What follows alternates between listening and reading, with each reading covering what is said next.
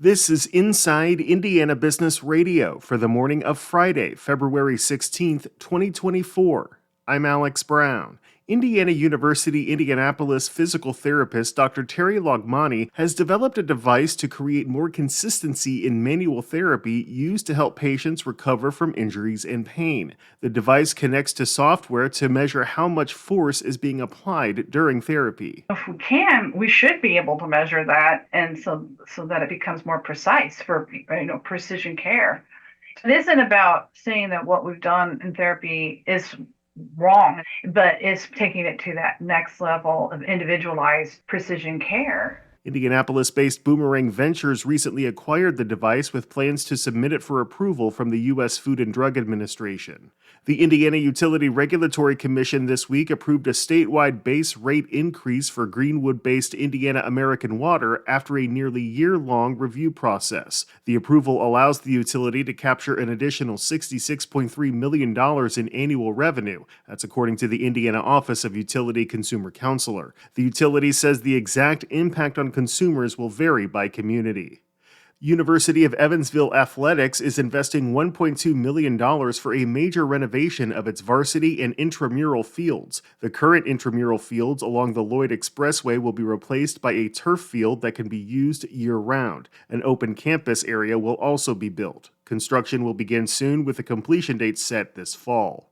From the number one source for Indiana business news, this is Inside Indiana Business Radio. IBJ Media, Inside Indiana Business, and the Indiana Economic Development Corporation invite you to the Engage Indiana series, presented by CareSource, Indiana University, and Old National Bank. With an unrelenting focus on growing Indiana's economy, we'll dive into each region's unique challenges and distinct opportunities for growth. 9 regions, 1 goal. Indiana's bold future starts here. Discover more and register at ibj.com/engage. Need an ambulance? Some Hoosiers might find themselves out of luck. IIB's Kate Sharon has more. Indiana data shows the state lost 300 paramedics, 1,000 EMTs, 200 ambulances, and several providers between 2018 and 2021. Over that time period, the volume of 911 calls increased by 66% to more than 1.25 million. A full half of Indiana's 92 counties contain ambulance deserts, in which residents live more than 25 minutes from an ambulance station, according to a 2023 study by the federally funded Rural Health Research and Policy Centers. EMS providers say insurance stinginess is complicating their financial stability and forcing them to hand big bills to unwitting Hoosiers. They're turning to legislation to force health plans to pay out of network providers for transports. Businesses, however, say House Bill 1385 would disproportionately affect small and medium employers, forcing them to pass costs along to staff and customers. Republican Senate bill sponsor Senator Tyler Johnson of Leo, a doctor, said he's heard from people throughout the state are getting hit with, quote, unbelievable claims of $10,000 and $15,000. He called that unacceptable.